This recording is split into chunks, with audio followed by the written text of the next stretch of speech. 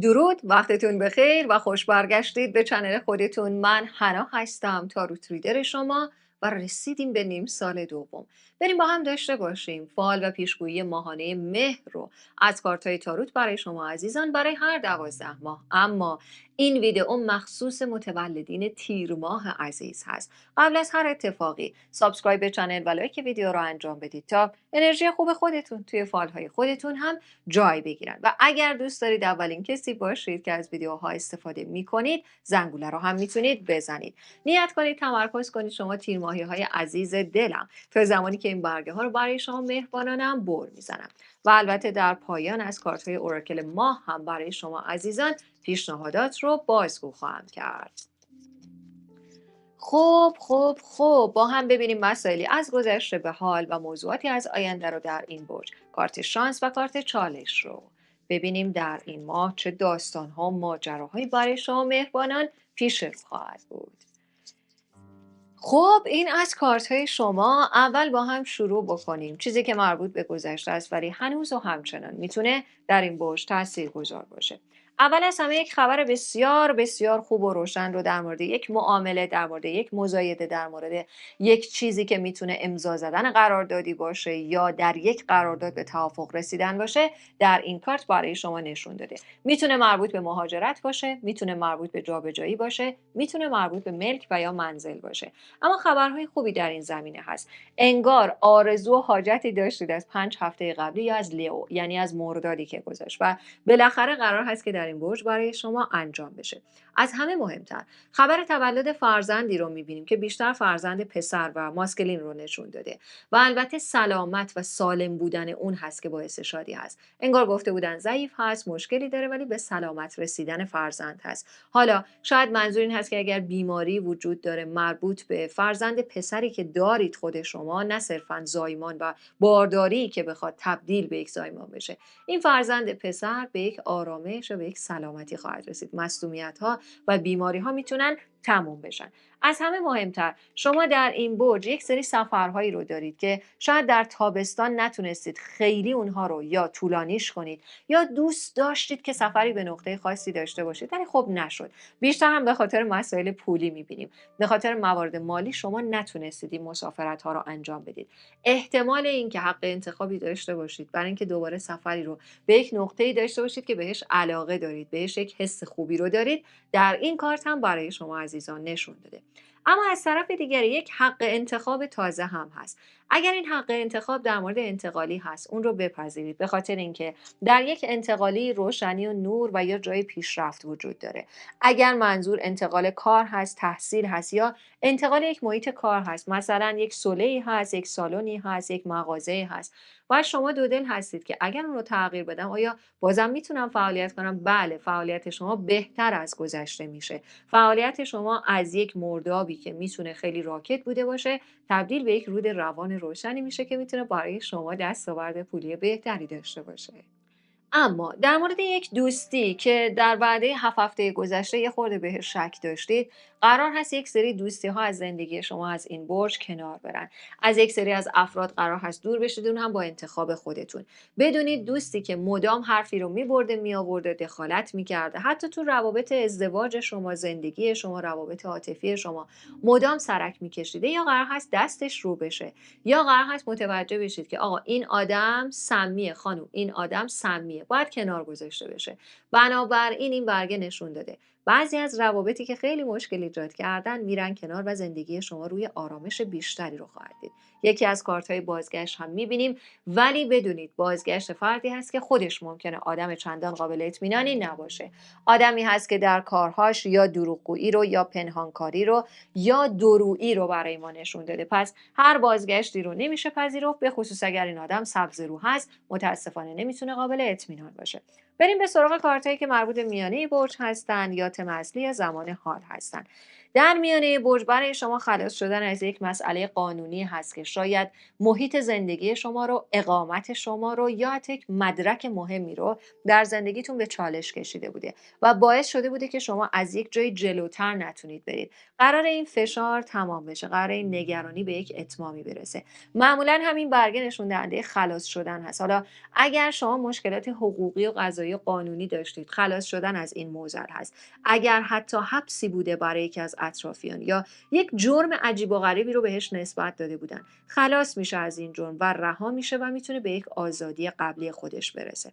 اما چون در کنارش برگه التیام رو میبینیم، بیماری ها و مریضی ها قرار تمام بشن یا یه موضوع دیگری هست. اگر شما از جمنای، یعنی از خردادی که گذشت، در یک پروسه درمانی بودید و خیلی شما رو فکری میکرده و خیلی شما رو نگران میکرده، همش به خودتون میگفتید که نکنه این پروسه اصلا جواب نده، نکنه اصلا من دارم خودم مسخره میکنم، نکنه هزینه ها من الکی وقت الکی گذاشتم و این فکرهای منفی رو داشتید. ولی در ازای یک تستی، یک آزمونی، یک نتیجه آزمایشی وسط این برج به شما میگه که اتفاقا سلامتی رو به دست آوردید یا نحوه درمان یک تاثیر خوبی رو بر جای گذاشته. از طرف دیگه دو تا معنی دیگه برای این برگه ها هم هست. اگر میخواید یک پرسیجر، یک جراحی ظاهر رو انجام بدید، به شما پیشنهاد نکرده برای ظاهر و صورت خودتون به هیچی دست نزنید، چون هزار مشکل برای شما ایجاد میکنه و اصلا باعث نارضایتی و ناراحتی شما میشه.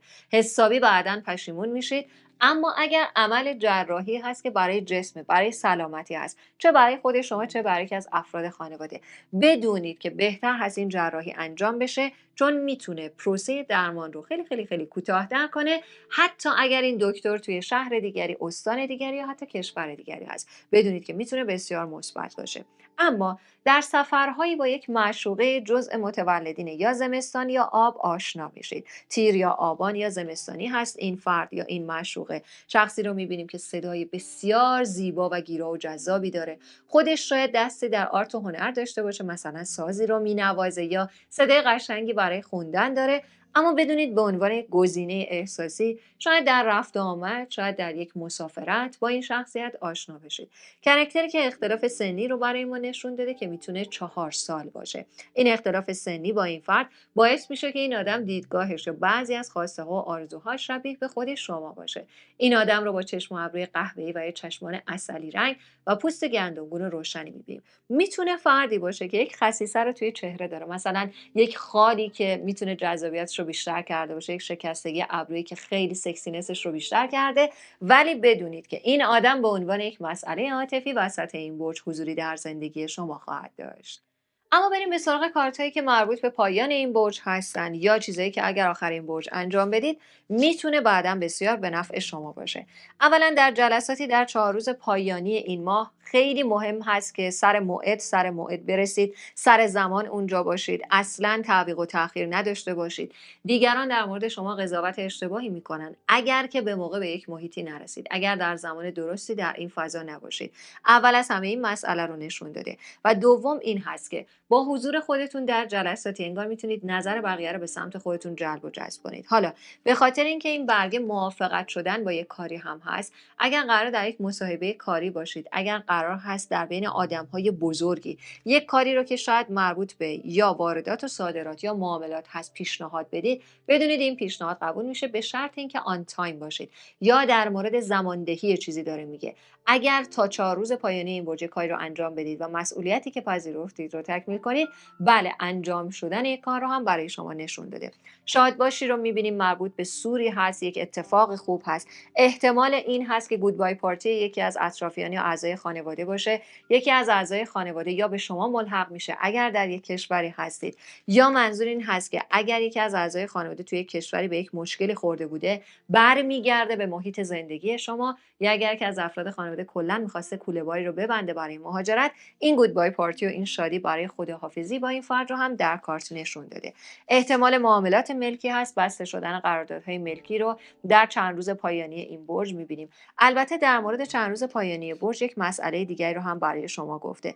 لازم نیست در هر تولدی که در اون میرید، در هر میهمانی که میرید، هدایای بزرگی رو بدید یا هزینه بزرگی رو انجام بدید. این کارت به شما گفته برای اینکه شرایط ملکی و خونه شما بتونه یک ثباتی پیدا کنه، بهتر هست که خود شما کمی دست دستتون رو جمع کنید. خرج‌های اضافی رو کنار بگذارید. خریدهای تکراری رو انجام ندید و برای هر چیزی خرج کردن الان شاید خیلی خوب نباشه. حتی اگر میشه اون وسیله رو قسطی گرفت، بدونید که میتونه شما رو توی یک فشاری بعداً قرار بده و مشکلاتی رو به لحاظ مالی برای شما هم ایجاد کنه. اما خود این برگه واریزی هم هست. واریزی رو میبینیم که میتونه باعث یک خرید خیلی مهم بشه یا یک نقدینگی خیلی خیلی مهمی که البته شما باید حتما در یک سرمایه گذاری ازش استفاده کنید.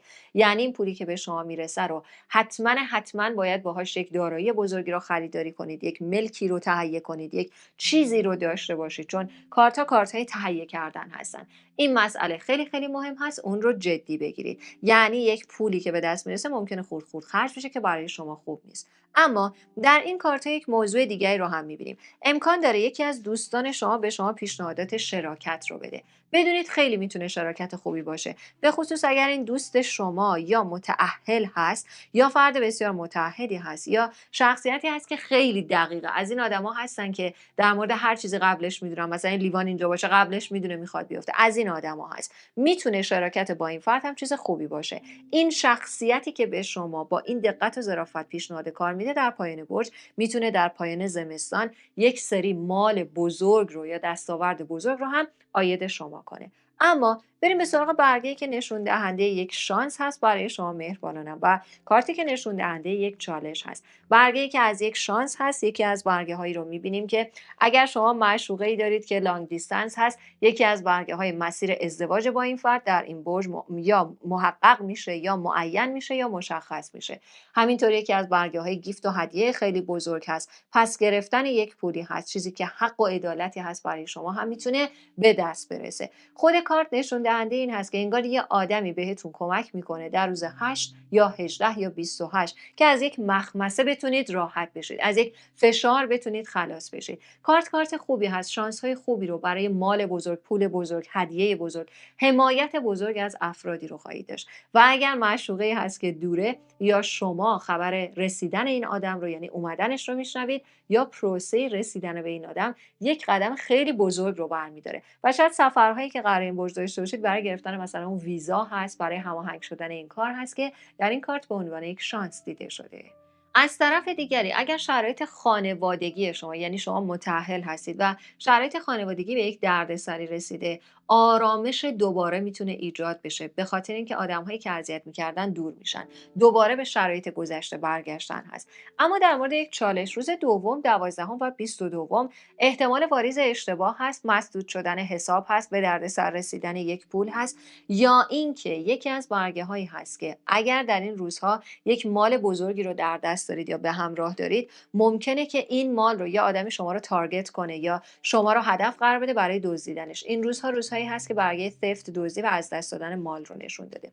همینطور یکی از کارت هایی هست که احتمال این وجود داره که از اعضای خانواده شما یه اشتباهی رو بکنه در زمینه پولی و پولی رو از شما بخواید، ولی بدونید الان بهش پول دادن ممکنه خودتون رو به مضیقه و مشکل بندازید که خیلی خوب نیست. اما اگر در رابطه عاطفی هستید، این برگه اوراکل نشون داده که اگر رابطه احساسی هست و از فروردین هم آغاز شده، توی این یک ماه احتمال پستی بلندی خیلی زیادی داره، احتمال مشکلات خیلی زیادی داره، ولی بدونید میتونید با روشی که خودتون بلدید، با چیزی که مثل یک رگ خوابی است از فرد مقابل، اولا چطور بلد بودید نگهش میداشتید، الان هم میتونید. پس به دنبال دعا و طلسم و جادو و اینا نرید، در ازا خودتون یک لمی رو از فرد عاطفی بلد هستید، از اون استفاده کنید. این یک ماه رو فرصت دارید تا دوباره حرارت رو به این ارتباط برگردونید. و البته آدم هایی که از گذشته با شما مرتبط میشن، به خصوص در روزهای 3 یا 13 یا 23، قرار بوده جز سرنوشت شما هست که با شما مرتبط بشن.